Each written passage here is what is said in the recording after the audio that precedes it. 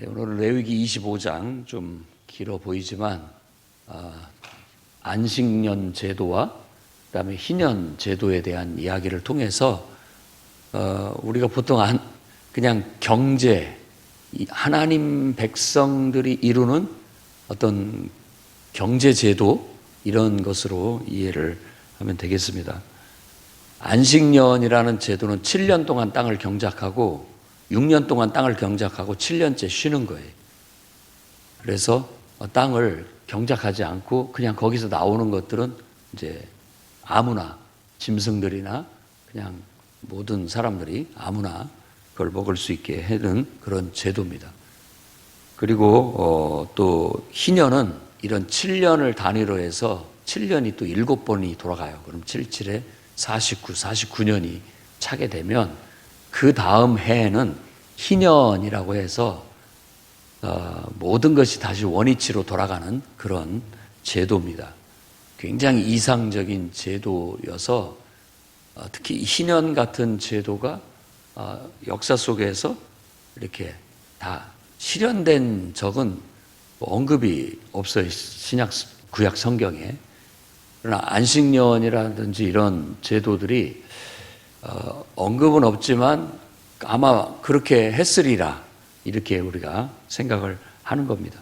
그리고 이건 굉장히 하나님의 뜻, 하나님의 꿈이 반영된 이상적인 제도라고 할 수 있어요. 그러니까 이런 제도가 일단은 안식년 이렇게 했을 때 주로 이 말씀 속에서 강조하고 있는 것은 우리가 충분히 6년 동안 경작을 했지 않느냐. 그러면 땅도 쉬게 한다라는 어떤 쉼의 개념. 그렇죠. 우리가 뭐 어떤 것을 얻어낸다고 해서 무작정 그것을 다 마음껏 발굴하거나 또 사용해버리면 언젠간 바닥이 나게 될 것이고 그렇다라는 것은 우리가 지금 느끼고 있는 바죠. 특히 자본주의 경제 이념 속에서는 그야말로 어디를 가든 다 자본으로 잠식을 하고 더 이상 잠식할 데가 없으면 또 다른 나라로 넘어가서 또 그 자본을 잠식하고 또 잠식하고 이러다 보니까 자본주의 경제 이론상에서 보면 부익부, 빈익빈을 끊어낼 수가 없습니다. 그러다 보니까 이제 다른 제도적인 그런 것들로 국가가 개입해서 그런 자본가들에게 이제 많은 것들을 공적 사회를 위해서 투자하게 만드는 그런 식의 방법을 쓰게 되지만 여전히 자본가는 자본가죠. 그래서 그 자본에 의해서 모든 것들이 운영이 돼가고 있다 보니까 그 논리로 간다면 그 마르크스가 봤던 것처럼 다 자본가한테 모든 게 다 잠식되게 됩니다. 나중에는 지구가 다 그렇게 자본가들에서 잠식이 되게 되면 더 이상 할 데가 없으니까 이제 다른 행성 여러 데까지도 그 논리로 한다면 결국은 다 잠식당하고 말게 될 거예요. 그런데 이스라엘에게 하나님이 요구하시는 이 제도는 그러지가 않아요. 그런 게 아니고 충분히 내 먹을 것이 있다면 나머지는 나누어야 된다라는 그런 개념이 아주 강하게 나타나 있는 제도라고 할 수가 있겠습니다. 그래서 아무리 내 땅에서 또 내가 경작해서 먹고 살고 있지만 일부분은 항상 땅도 그것도 쉼이 필요하고 그리고 또 제대로 토지가 없어서 경작하지 못하는 사람들도 그걸 먹을 수 있어야 되고 또 들짐승들까지도 배려하는 그런 제도입니다. 그러니까 아주 이상적인 것이죠.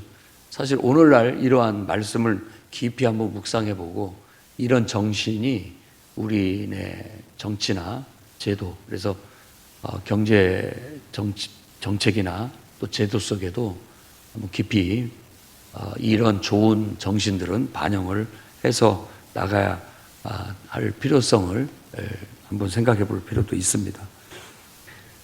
그 다음에 희년 제도는 이 50년 단위로 해서 모든 것들이 해방을 맞아서 원래로 처음 상태로 돌아간다 이런 건데 일단 기본 개념이 토지 공개념이라는 제도가 들어가 있습니다. 23절에 토지를 영구히 팔지 말 것은 토지는 다 내 것이다. 그러니까 이 토지 공개념이 어떤 국가 소유다라는 그런 의미가 아니라 이건 하나님의 소유다라고 해서 나중에 토지들을 각 지파별로 분할을 해서 나눠주고 그 지파 속에서는 각 집안별로 다 골고루 나누어 주는 거예요. 원래 왕국의 개념도 마찬가지입니다. 왕이 이제 순수한 왕국의 개념이에요. 다 그 왕의 땅이에요. 뭐 처음 생각해 보세요. 인류가 단 한 사람 있었을 때, 한 부부가 있었을 때는 온 세상이 다 그의 소유 아니겠습니까? 그런데 이제 자식을 낳고 또 자식을 낳고 이러면은 너는 여기에 가서 살아라, 너는 여기에 가서 살아라 해서 나름대로 어떤 영역을 지정해주고 또 그 영역을 찾아서 살아가게 되는데, 그때는 뭐 네 땅 내 땅이 어디 있습니까? 사실은 뭐 다 넓은 땅에 나는 여기에서 살겠다 하면 그냥 자기가 거기서 사는 것이 되는 것이죠. 그 어떤 것처럼 하나님이 창조하신 세계를, 하나님이 인간과 또 짐승들을 창조해서 그 땅에서 삶을 영위할 수 있도록 원리를 준 거예요.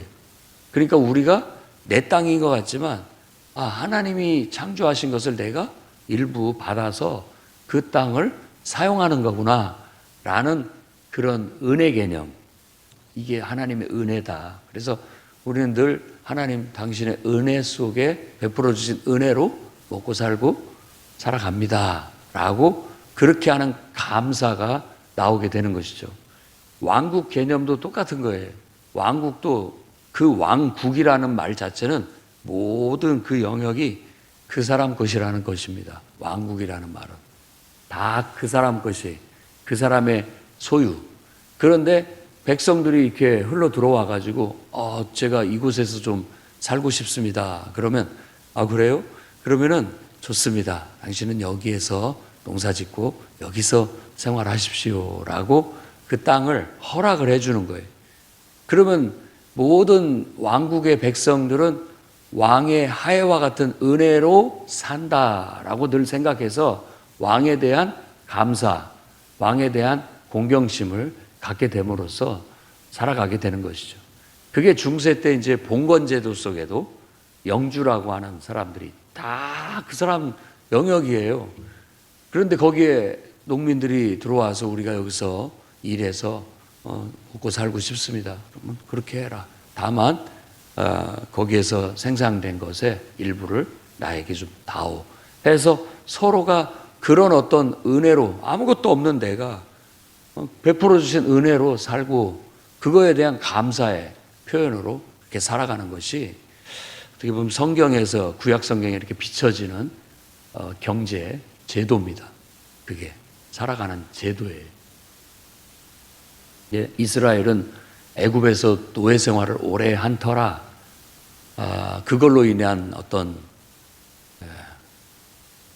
노예 생활의 폐해 이런 것들을 알고 있어서 그런 것들을 철저히 이렇게 배제하는 어떤 이념이 형성이 돼가지고 그것이 안식년과 희년 제도를 통해서 이루어지게 되는 겁니다.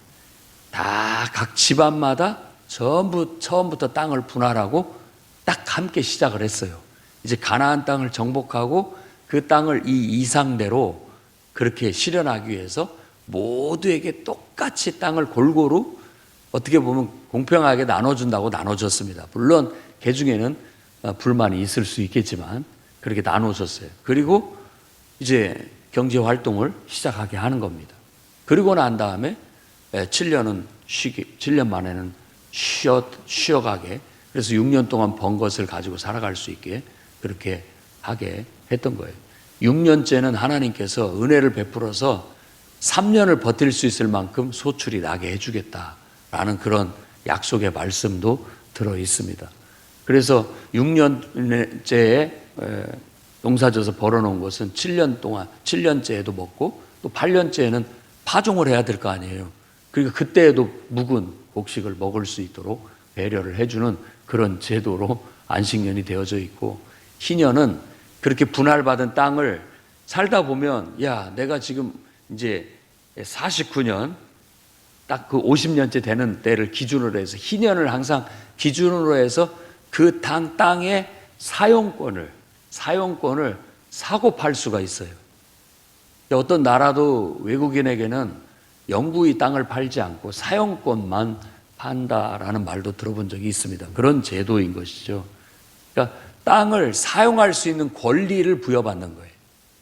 내가 이 땅을 사용할 수 있는 권리를 일단 영구히 보존받았는데 50년 단위로 50년 동안 사용할 수 있는 땅의 권한을 갖고 있어요. 근데 내가 10년 동안 일하다가 어찌다 보니까 빚이 졌어요. 그러니까 나머지 그러면은 뭐 50년으로 봤을 때 10년 빼버리고 40년 동안의 사용권을 돈으로 계산해서 파는 거예요. 그러면은 50년째 됐을 때는 다시 원주인에게 그 땅은 돌아가는 거예요. 그게 희년 제도입니다. 굉장히 이상적인 제도고 오늘날로 말한다면 굉장히 토지 공개념의 개념을 가지고 있다라고 그렇게 볼 수가 있습니다. 그래서 이게 실질적으로 인간의 그 심리나 또 경제 활동을 하는 인간의 심리 그리고 뭐 이런 모든 어떤 작용으로 인해서 이렇게 아주 이상적인 것들이 아주 국가의 공권력이 강하지 않는 한 사람한테 맡겨뒀을 때 잘 실행이 되지 않는 그런 취약점을 가지고 있습니다. 왜냐하면 받아들이지 않는 거죠. 어떤 의미에서 공산주의 같은 사회도 굉장히 이상적인 거잖아요. 아니 똑같이 일해서 똑같이 나눠 먹고 사는 게 얼마나 좋으냐라고 해서 자본주의의 반동으로 일어난 공산주의가 그걸 실행을 해봤어요. 역사 속에서 한 100년도 못 가서 포기하게 되는 거예요. 왜냐하면 사람들이 그 이상 노력을 하지 않는다는 거예요. 왜냐하면 내가 열심히 일해서 나는 쌀 10가마니를 냈어요. 근데 저 사람은 대충 일해가지고 5가마니밖에 안 나왔어. 근데 그걸 다 통틀어가지고 10가마니 나오게 일한 사람이나 5가마니 일하게 나온 사람이나 똑같이 1가마니씩을 가져간다고 해보세요. 그럼 10가마니 나오게 일한 사람이 일할 의욕이 생기겠냐고요. 해봤자 똑같은데 뭐. 그러니까 나도 대충 그냥 적당히 하자 해가지고 나오면 어차피 똑같이 받으니까. 그러다 보니까 생산력이 떨어져가지고 급격히 떨어지게 된 거예요. 근데 자본주의는 부익부 빈익빈에 의해서 결국은 망하게 될 것이다라고 마르크스가 예언을 했는데 망하지를 않고 계속 돌아가요. 왜 그러냐면 생산성 때문에 그래요. 자본가들이 많이 생산을 하면 월급을 더 많이 주는 거예요. 그러니까 이 일하는 노동자들이 봤을 때는 열심히 일하면 더 많은 월급을 받으니까 열심히 일하다 보니까 생산력이 높아가지고 자본력이 쌓이는 것이 아니라 열심히 일하는 사람에게도 뛰어나게 일을 잘하는 사람에게도 많은 혜택이 돌아간다라는 것 때문에 자본주의는 망하지 않고 계속 돌아가게 되었던 겁니다. 그래서 오늘날은 그런 지금 우리나라도 자본주의 형태의 경제 제도를 선택해서 나아가고 있는 상태인데 그러다 보니까 자본력이 모이는 사람은 뭐 우리가 말하는 뭐 금수저니 뭐 다이아몬드 수저니 이런 말들이 나오게 되는 거죠. 그런 사람들은 한 번 큰 자본을 이루게 되면 그 자본이 대대로 이렇게 이어져서 그 자녀들은 뭐 딱히 특별히 노력하지 않아도 그런 것들로 인해서 쉽게 모든 것들을 또 자본을 가지고서 더 많은 것들을 얻어갈 수 있다라는 그런 폐단이 나오게 된 겁니다. 그리고 그런 폐단에 대한 어떤 하나님의 말씀으로 주는 교훈, 그러니까 너무나 우리가 부의 축적을 그냥 무한대로 할 수 있게 두어서는 안 된다. 딱 어느 때가 되면 다 털고 원래 처음 시작 단계로 돌아가게 한다. 이런 제도는 굉장히 이상적이고 매력적인 제도라고 할 수 있겠습니다. 그래서 우리 성도들도 이제 어떤 재산에 대한 하나님의 이념, 하나님의 뜻 이런 개념들을 좀 받아들일 필요가 있습니다. 인간의 한없는 욕망, 아무리 채워도 채워지지 않는 인간의 욕망에 대한 억제가 필요합니다. 그래서 그런 어떤 제도들이 미국의 자본주의가들에게는 죽으면 자손들에게 일부만 딱 남겨주고 나머지는 전 재산을 사회에 환원하는 이런 것들, 이런 것이 누가 시켜서가 아니라 법으로 제정해서가 아니라 자발적으로 참여하는 정신, 이게 이제 어떻게 보면 자본가들이 뭔가를 깨달은 것이죠. 뭔가를 깨닫고 이런 어떤 부를 축적하고 또 물려주는 것 자체가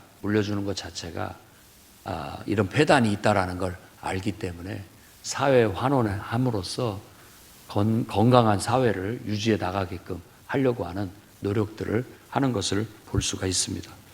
우리 그리스도인들도 열심히 일해서 저도 부를 축적하고 여러분들도 좋은 집과 또 재산을 가지고 넉넉하게 살아가기를 늘 기도하고 축복합니다.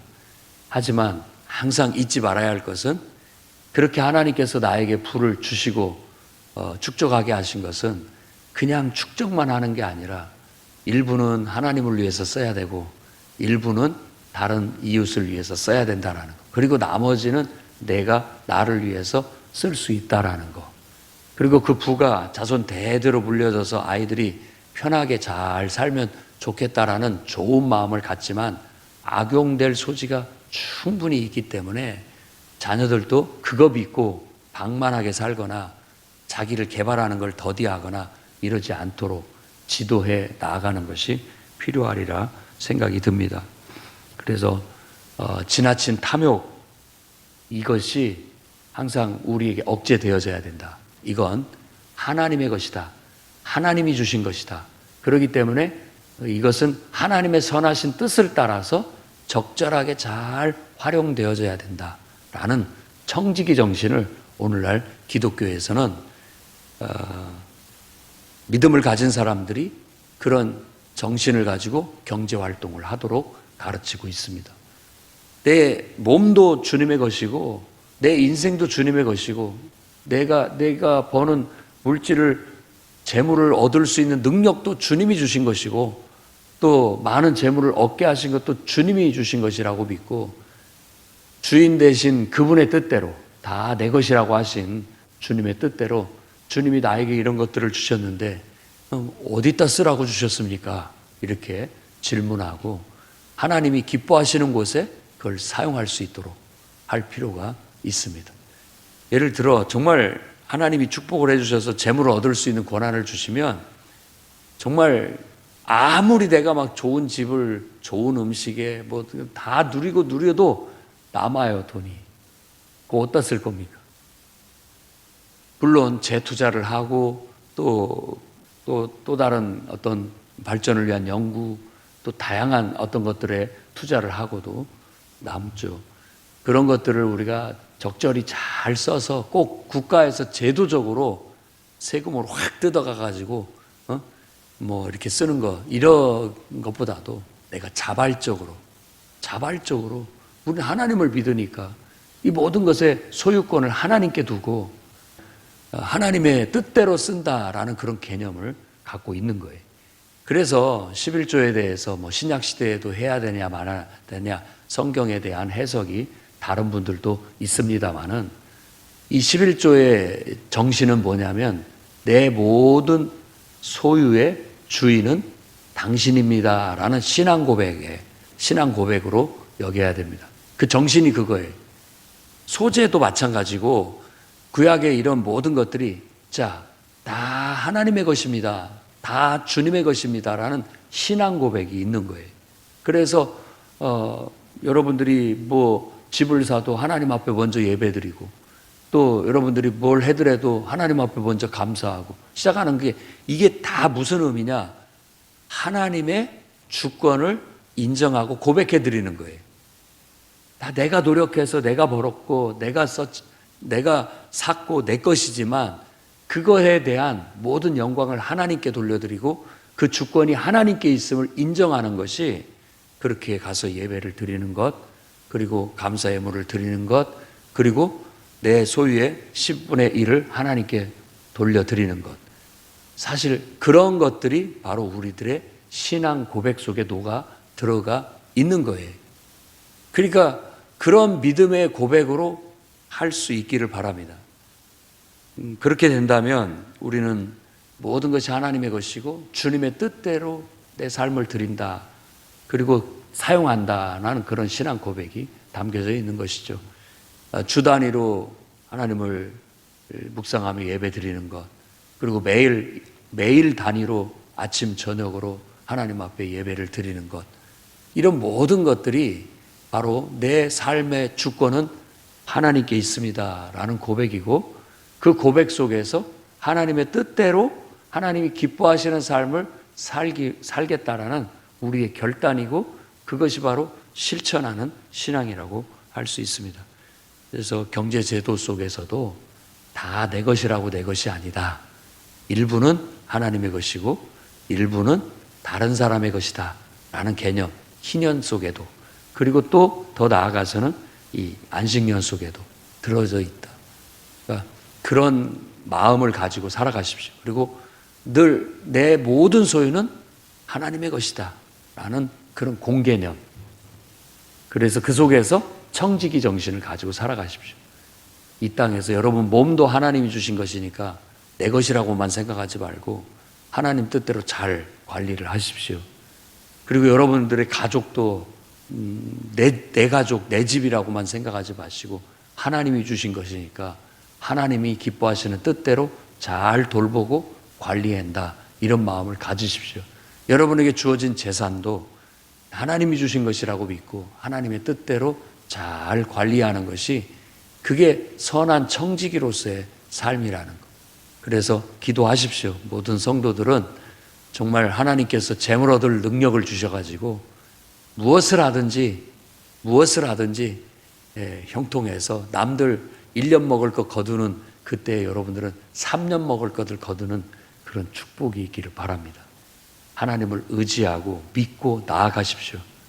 그러면 하나님이 재물 얻을 수 있는 능력을 주시고 길을 열어주시고, 하나님 뭔가 내가 심지 않은 것, 내가 생각지도 않았던 것들을 하나님이 이끌어 주시는 그런 복이 있을 거예요. 그걸 지금 이 성경에 이스라엘 백성에게 하나님은 약속하고 계시는 거예요.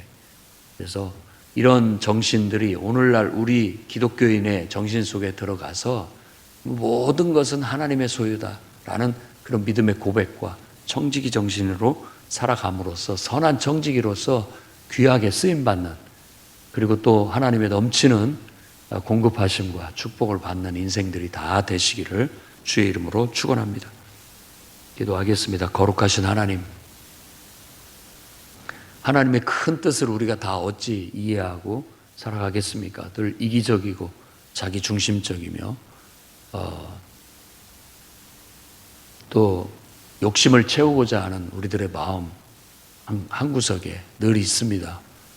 모든 우리 인생의 주권을 하나님께 올려드리게 하시고 믿음의 고백을 통해서 우리의 소유권을 주님께 올려드림으로써 우리는 그저 하나님의 종으로, 하나님의 선한 청지기로서 살아가는 그런 온전한 인간의 본분을, 정체성을 가지고 살아갈 수 있도록 인도해 주시옵소서. 그리하여 하나님이 어떻게 우리의 삶 속에 개입하시고 역사하시고 얼마나 풍족하게 채워주시는지를 경험하고 감사하며 간증하며 사는 인생들 되게 하여 주시옵소서. 예수님 이름으로 기도드립니다. 아멘.